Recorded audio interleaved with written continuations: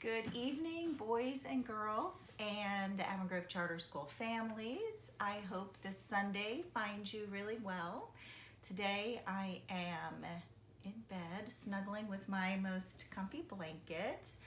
Today has been really overcast and rainy, so a perfect day to stay inside and snuggle up with your favorite book and blanket and read either by yourself or with your family.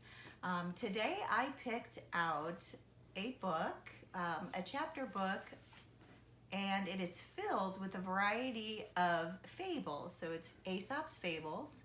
Now, a fable is a short story that often includes animals as their characters, and there's always a moral at the end of the story. And a moral is a lesson. So I'm going to read three short fables, and then you can spend some time after the Sunday evening book club talking with your parents, grandparents, or whoever you are with about the moral of each one of these short stories.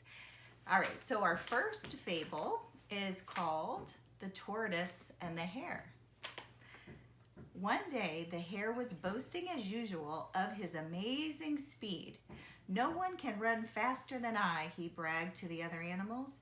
"I'm swifter than the wind. I challenge anyone here to run a race with me." None of the animals seemed ready to accept the challenge. "What?" said the hare. "Will no one dare to race with me?" "I will," said a quiet voice. It was the tortoise. "You?" the hare exclaimed. "Surely you must be joking. How can you hope to win?" "We shall see," said the tortoise calmly. "Let us race." It was agreed that they would race through the woods and back. The signal was given, and the hare hopped out of sight at once, while the tortoise plodded slowly along. Soon, the hare was so far ahead of the tortoise that he stopped to rest on the soft grass. "To think that a tortoise would want to race with me," thought the hare, laughing to himself. "Why, I even have time for a nap." And he curled up on the soft grass and went to sleep. Meanwhile, the tortoise plodded steadily on and on and on. After a while, he passed the hare, who was still asleep. Just as the tortoise was nearing the finish line, the hare awoke and saw where the tortoise was. The hare made a great leap forward, but it was too late. The tortoise had won the race. As the hare crept away, shamefaced, he heard all the animals cheer for the tortoise. "You won! You won!" So the moral of that story is slow and steady wins the race. All right, my second fable I'm going to read is called The Lion and the Mouse. The lion was awakened from sleep by a mouse running across his face. With a terrible roar, the lion seized the mouse with his paw and was about to kill him. "Oh, please," the mouse begged, "spare my life. I will be sure to repay your kindness." The king of beasts was so amused at the thought of a mouse being able to help him that he let the frightened creature go. Shortly afterward, the lion fell into a trap set by some hunters and was hopelessly caught in strong ropes. In his misery, the lion roared so loudly that all the beasts in the forest heard him. The mouse recognized the roar of his former captor and ran to the place where the lion lay trapped. At once, the mouse began to gnaw the ropes with his teeth. He gnawed rope after rope until at last the lion was free. "Thank you," said the grateful lion. So the moral of this story is even the weakest can sometimes help the strong. All right, and my last fable is The Miller, His Son, and Their Donkey. One hot day, a miller and his son were taking their donkey to a neighboring fair to sell him.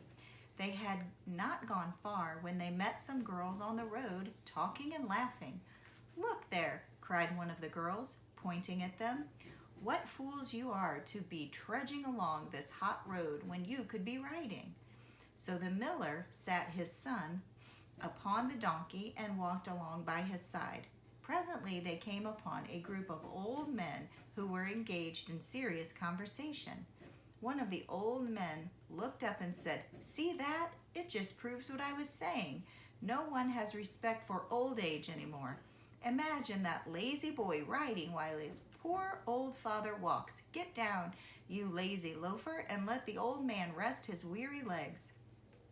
Hearing this, the miller made his son dismount and then got up on the donkey's back himself. Thus they continued on their way, the son walking and the miller riding, until they met a group of women and children. "Why, you horrid old man," one of the women cried, "how can you ride up on that donkey while the poor little lad can hardly keep up with you?"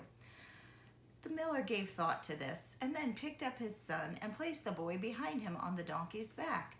The miller and his son were riding into town when a passing villager called out, "For shame! Surely that donkey is not your own." The miller assured him that it was. "I never would have thought so by the way the poor beast is loaded.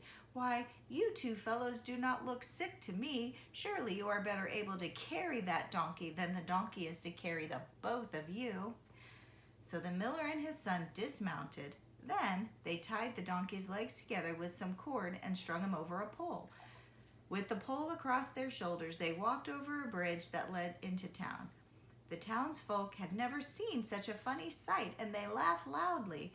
The noise frightened the donkey so much that the poor animal began to wiggle and kick. The cords that bound him snapped, and the donkey tumbled from the pole into the river. The old miller and his son walked all the way home. So the moral of this story is, when you try to please everyone, you end up pleasing no one. All right, so take some time today and talk about those three morals. That when you try to please everyone, you end up pleasing no one. Even the weakest can sometimes help the strong. And slow and steady wins the race. All right, well, I hope you enjoyed the fables. Next week, Mrs. Hendrickson will be back and she'll read some other fables in this book. So I hope you enjoy the rest of your Sunday evening. Thanks for tuning in. Have a great night, everybody. Bye-bye.